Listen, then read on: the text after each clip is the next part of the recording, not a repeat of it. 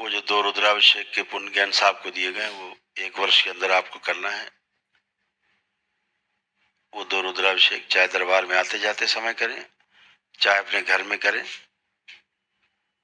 पास पड़ोस के ब्राह्मण देवता हों अच्छे, उनको बुला करके आप उनके द्वारा भी अपने घर पे करा सकते हैं, ब्राह्मणों से भी। 1 वर्ष के अंदर दोनों कर लेने। कोई दुविधा पड़े, कोई आकस्मिक कोई घटना हो न कर पाए तो बाबा माता से प्रार्थना करके कि बाबा थोड़ा समय और दे दिया जाए, हम आगे कर लेंगे, लेकिन जब समय ले तो फिर कर लें। दूसरा ये कि 2 चीजें आपको हमेशा ध्यान रखनी है।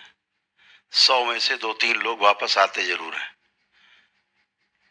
गुरु जी अभी हमको ये कष्ट है, या परिवार के किसी सदस्य को विशेष किसी को कष्ट है, किसी एक को कष्ट है, उसके पीछे कारण क्या होता है? 2 ही कारण है, तीसरा कारण नहीं होता, ये ध्यान रखना। अगर ये संभाले रहेंगे तो कभी आपको तोड़ना भागना नहीं पड़ेगा। हंसी खुशी में दरबार आएंगे आप, कभी रोते हुए दरबार नहीं आएंगे। जिनकी समस्याओं के लिए आप आए, इनके लिए पहला,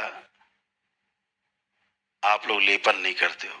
जो दरबार द्वारा बताया जाता है कि तमाम नकारात्मक स्मृतियां, नकारात्मक शक्तियों के रहने के कारण, नकारात्मक ऊर्जा के कारण आपके मस्तिष्क में, हाड़ मांस के शरीर में स्वेलिंग आती है, सूजन आती है।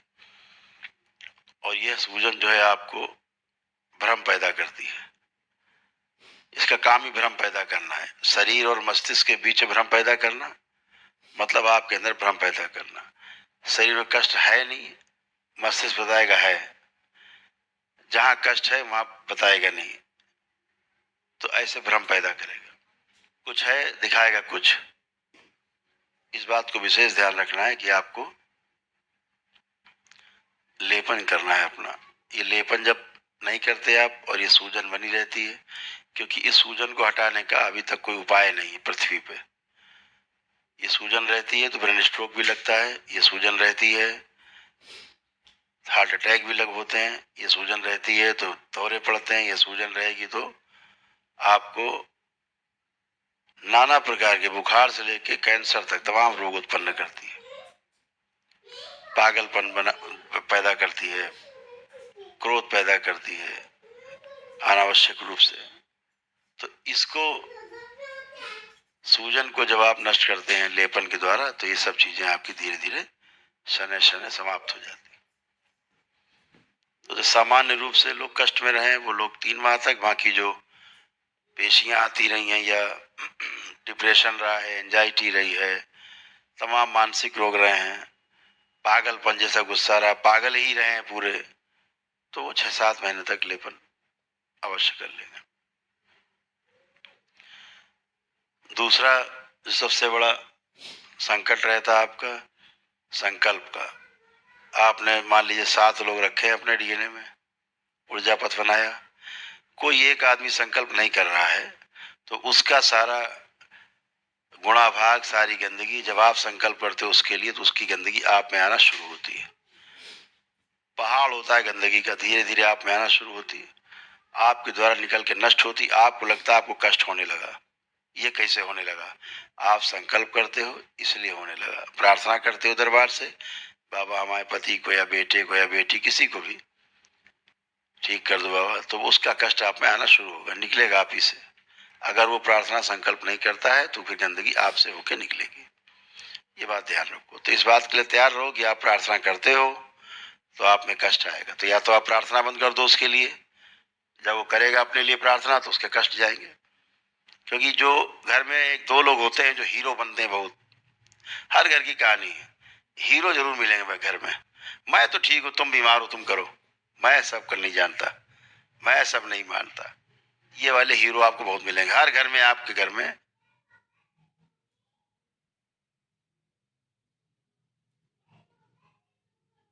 एक दो हीरो हीरोइन मिलेंगे जरूर, जिनको कोई कष्ट नहीं है, लेकिन सबसे ज्यादा बीमार वही हैं, उनकी वजह से पूरा परिवार बीमार है। तो इतनी गंदगी लदी होती, उनके ब्रेन में चढ़ी होती कि वो अपने को समझ ही नहीं पाते, होश में ही नहीं होते। वो होते नहीं, खुद तो पैर के अंगूठे बंधे होते हैं, दूसरा जीवन बोल रहा होता है, स्मृतियां बोल रही होती हैं, आपको लगता है बेटा बोल रहा है, बेटी बोल रही है, वो बोल नहीं रहा होता है और उसको खुद होश नहीं, क्योंकि वो तो पैर के अंगूठे में बंधा हुआ है। तो दिन भर आप देखते हो यही होता है। तो इसलिए तो या तो उसको डीएनए ऊर्जा पर से बाहर निकाल दीजिए, आप ज्यादा बदमाशी करे तो अपने आप भोगेगा, पता लग जाएगा।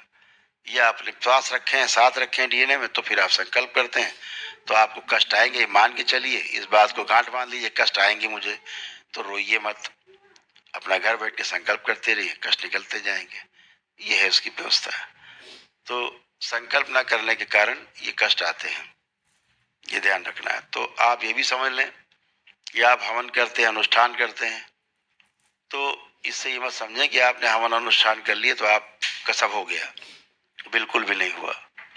आप मेहनत करते हैं, धन पैदा करते हैं, आपको सैलरी मिली या आपके कोई व्यापार है, धन आ गया, तो धन बैंक में जमा होगा या घर में रखा होगा, इतने तो होगा। लेकिन आप सोचो कि धन आपको प्यास बुझा देगा, प्यास लगेगी तो नोट की गड्डी आपको प्यास बुझा देगी, तो प्यास नहीं बुझा सकती। नोट की गड्डी के द्वारा प्यास बुझा सकते हो, उसे दे के पैसे बोतल खरीद लो, प्यास बुझ गई। आपने मन किया, संकल्प किया, भैया बोतल दे दो, प्रार्थना की आपने उससे, वो कहेगा लाओ मनी, आप दे दोगे, प्यास बुझ जाएगी। ऐसे ही आपकी हवन की से अनुष्ठानों से उत्पन्न ऊर्जा है जो आपके पास एकत्रित रहती है। जब आप कोई संकल्प करते हो, प्रार्थना करते हो, लाओ ऊर्जा कहाँ है, आपका संकल्प पूरा कर देते हैं, आपकी ऊर्जा जाती है उधर, आपका संकल्प पूरा हो जाता है। तो आप प्रार्थना और संकल्प करते हो तो ही आप स्वस्थ होते हो, ये बात हमेशा ध्यान रखो।